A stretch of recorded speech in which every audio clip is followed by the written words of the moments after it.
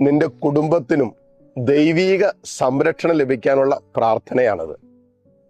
നിങ്ങൾക്ക് വേണ്ടി ഈ നിമിഷം ഒരു വിടുതൽ പ്രാർത്ഥന നടത്താൻ പോവുകയാണ്. ഒത്തിരി കുടുംബങ്ങളിൽ ദൈവീക സംരക്ഷണം ഇല്ലാത്ത കുടുംബങ്ങളുണ്ട്. പാപം മൂലം നഷ്ടപ്പെട്ടു പോയതാകാം, ദൈവികമല്ലാത്ത ചില തീരുമാനങ്ങൾ മൂലം ദൈവിക സംരക്ഷണം നഷ്ടപ്പെട്ടു പോയതാകാം, മറ്റു പല കാരണങ്ങൾ കൊണ്ട് ദൈവിക സംരക്ഷണം അനുഭവിക്കാൻ പറ്റണില്ല.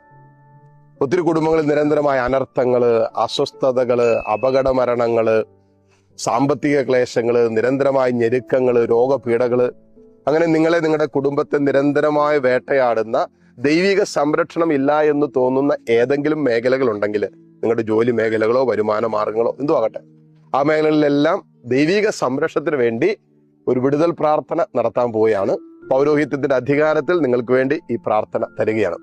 നല്ലവനും കാരുണ്യവാനുമായ കർത്താവെ, പൗരോഹിത്യത്തിൽ ആശീർവദിക്കുവാനും വിശുദ്ധീകരിക്കുവാനും അങ്ങ് തന്ന അധികാരത്തിന്റെ കീഴിൽ നിന്നുകൊണ്ട് ഈ മക്കളെയും ഈ കുടുംബങ്ങളെയും ദൈവിക സംരക്ഷണത്തിൽ ഇപ്പോൾ സമർപ്പിച്ച് പ്രാർത്ഥിക്കുന്നു.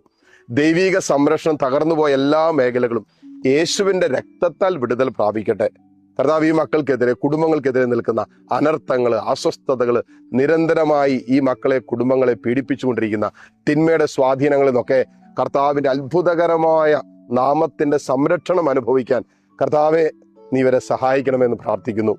പൗരോഹിത്യത്തിന്റെ അധികാരത്തിൽ ഈ മക്കൾക്കെതിരെ നിൽക്കുന്ന എല്ലാ തിന്മയുടെ സ്വാധീനങ്ങളെയും യേശുവിന്റെ നാമത്തിൽ ബന്ധിച്ച് ബഹിഷ്കരിച്ച് കർത്താവിന്റെ സംരക്ഷണത്തിലേക്ക് ഈ മക്കളെയും ഈ കുടുംബങ്ങളെയും ഈ നിമിഷം സമർപ്പിച്ച് പ്രാർത്ഥിക്കുന്നു. കർത്താവിന്റെ തിരുരക്തത്തിന്റെ കോട്ട നിങ്ങൾക്ക് ചുറ്റുണ്ടായിരിക്കട്ടെ.